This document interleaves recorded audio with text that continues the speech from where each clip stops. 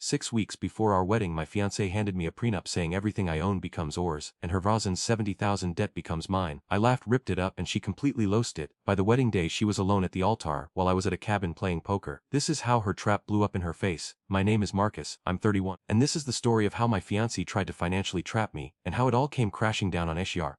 Before we get into this innocent story, hit that subscribe button reggae to know. Trust me, you don't want to miss stories like this on Reddit Family Stories. Ring that notification bell because we post these crazy real-life stories every single week.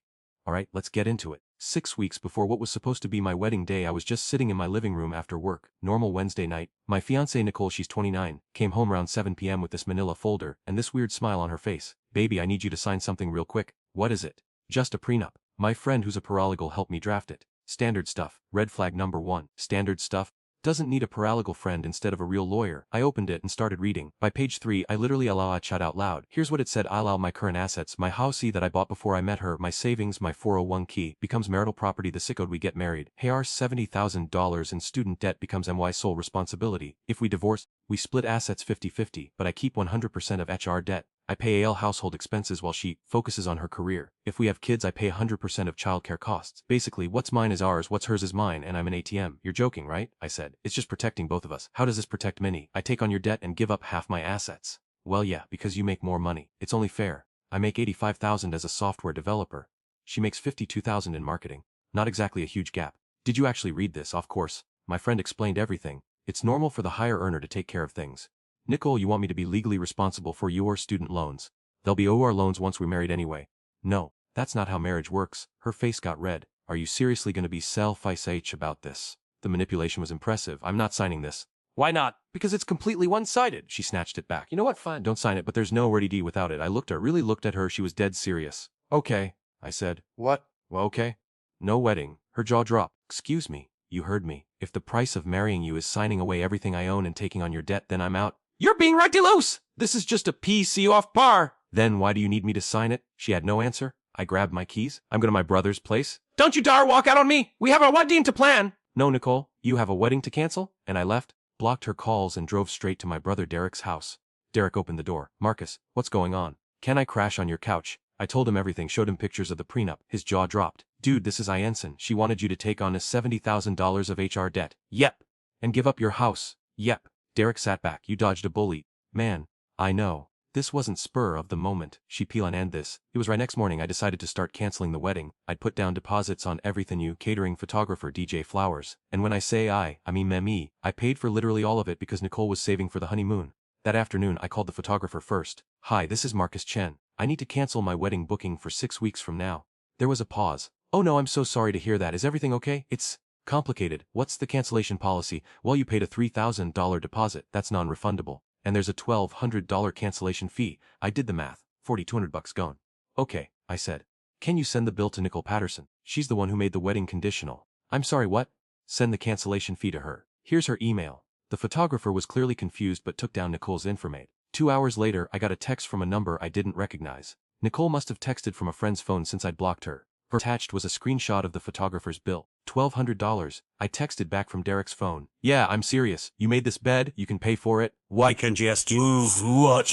Was day one. I work at a tech company downtown. We've got pretty good security. You need a badge to get past the lobby. Apparently that didn't stop Nicole. I was at my desk, halfway through debugging some code, when my coworker Amanda leaned over. Marcus, there's a woman in the lobby asking for you. My stomach dropped. What does she look like? Brown hair, blue dress, looks upset. Nicole, tell security I don't want to see her. Amanda's eyes went wide. Oh, okay. 5 minutes later, my manager knocked on my cubicle. Marcus, can I see you in my office? Great. I followed him down the hall. Through the glass walls, I could see security escorting Nicole out of the building. She was CFMING. Oh my god, my manager, Tom, closed the door. Want to tell me what's going on? I explained briefly. The engagement's over. She's not handling it well. Tom nodded. I'm sorry to hear that, but I need to ask, is this going to be an ongoing issue? I don't think so. I'll document everything and get a cease and desist if I have to. Good idea. Look, I'm not worried about your work. You're one of our best developers. But if she shows up again, I'll handle it. He patted my shoulder. Take the rest of the day if you need it. I did. Went straight back to Derek's place and called a lawyer. Her name was Patricia Gonzalez. She had a corner office and a no-nonsense attitude that I immediately respected. I showed her photos of the prenup. She read through it, her eyebrows climbing higher with each page. This is, she looked up at me, not legal. What? Half of this isn't enforceable. The debt transfer clause alone would be thrown out in any court. You can't sign someone else's debt over to another party just because you got married. That's not how debt works. I felt vindicated and pissed off at the same time, so she tried to trap me with a fake prenup. Well, it's not fake, it's just poorly written and largely unenforceable. Who drafted this? Her friend. She said she's a paralegal. Patricia typed something on her computer. What's the friend's name? Oh, I think Nicole mentioned someone named Brittany Coleman. More typing. Then Patricia turned her monitor toward me. Brittany Coleman's LinkedIn profile. Life coach, wellness consultant empowering women to achieve financial freedom. She's not a paralegal? Patricia said. She's a life coach? I actually laughed. I couldn't help it. Are you Kai DNG me? Nope. Looks like she took one online legal course 2 years ago, that's it. So Nicole brought me a bullshit prenup written by a left coach. That's exactly what happened. Patricia leaned back in her chair. Here's what I recommend. I'll draft a letter to Nicole outlining why this prenup is invalid and unenforceable. We'll also include a cease and desist for the harassment, showing up at your workplace, excessive calls, all of it. Do it. It'll cost you about $1,500 for my retainer. Done. Best $1,500 I ever spent. I'd unblocked my phone by this point, figuring Nicole would eventually get the message. Instead, her mom called. Marcus, what is this nonsense about you canceling the wedding? Hi, Linda. I'm not canceling. Nicole made the wedding conditional on me signing a prenup that makes her debt my responsibility and my assets hers. So, there's no wedding. You're supposed to take care of her! That's what marriage is. I took a deep breath. Marriage is a partnership, Linda. Not me being a wallet. She's already sent out 150 invitations! Do you know how embarrassed size this is for our family? Maybe you should have thought about that before Nicole demanded I sign a terrible prenup. You're being a child. Real men provide for their families. Real women don't try to legally trap men into taking on their debt. She made this disgusted sound. I can't believe my daughter was going to marry someone so selfish. I'm selfish. I paid for every single wedding deposit. Nicole hasn't contributed a dime. That's BQ's. She's been PNN everything. Planning isn't the same as paying Linda. She hung up on me. 20 minutes later Nicole's dad called. This one was shorter. You're going to regret this, Marcus. We'll sue you for emotional damages. For what? Not signing a fake prenup. You've hamalueta died my daughter. She humiliated herself by trying to scam me. He sputtered something I couldn't understand and hung up. An hour later, my lawyer called. I just got a very angry email from a Robert Patterson threatening to sue you. That's Nicole's dad. Yeah, I figured. I sent him a response explaining that emotional damages aren't a thing in this context, and if he contacts you again we'll pursue harassment charges. Think that'll work. Usually does. She was right. Haven't heard from him since. Nicole sent me the text about how she forgives me and we can move past this if I just apologize and come home. I replied, I'm not apologizing for refusing to sign a bad prenup.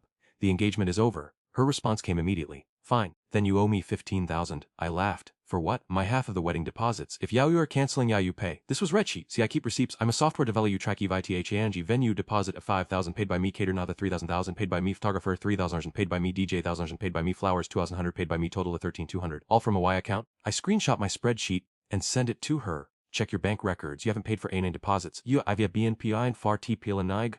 Tom. TFM? That's not how deposits work. You're seriously gonna nick Kayla and dime me after T-Dugo Yars? You're seriously trying to charge me for deposits I paid? No response, but I got a call from a number I didn't recognize. I answered cautiously. Is this Marcus Chen? Yes. This is Jennifer from Riverside Event Center. I'm calling about your wedding booking. My wedding that's not happening, I thought. Yes, I received a call this morning from Nicole Patterson. She was quite upset and mentioned that you're no longer getting married but she'd like to keep the date. With a different groom. I almost dropped the phone. I'm sorry, Bubhai. Yes, she said she wants to transfer the contract to her name and keep the September 15th date. Is that correct? Yeah. Sure, she can have it. Wonderful. I'll send her the transfer paperwork. She'll need to pay the remaining balance of $12,000 by next week. Perfect. And Mr. Chen, can I ask, is she planning to marry someone else? Honestly, Jennifer, I have no idea what she's planning at this point. We hung up. 2 hours later my phone started ringing. Nicole, I declined the call. She called again, declined. She called 5 more TMS. Finally, I answered. What? TW Didudo. What are you talking about? Teichi Vanu! They sent me a contract for W. They toasted dollars! How am I supposed to take? Not my problem, Nicole. You told them you wanted to keep the date. You transfer the contract to me. You asked them if you could keep the date. They said yes. Now you have to please me with all this D.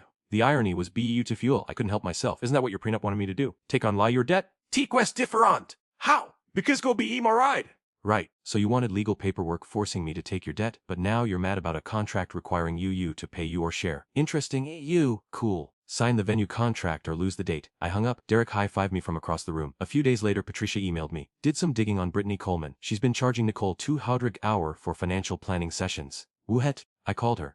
Are you serious? Completely. She offers packages like secure your future and financial freedom through partnership. She's been coaching women on how to protect their assets in relationships, but scamming their fiancés. Apparently, based on some posts I found, Nicole's been seeing her for at least 6 months. Sex motives? So this was plan aid. Looks that way. I felt sick. Nicole had been strategizing for hell of a year about how to trap me financially. I'm updating the cease and desist to include evidence of premeditated financial manipulation. To it.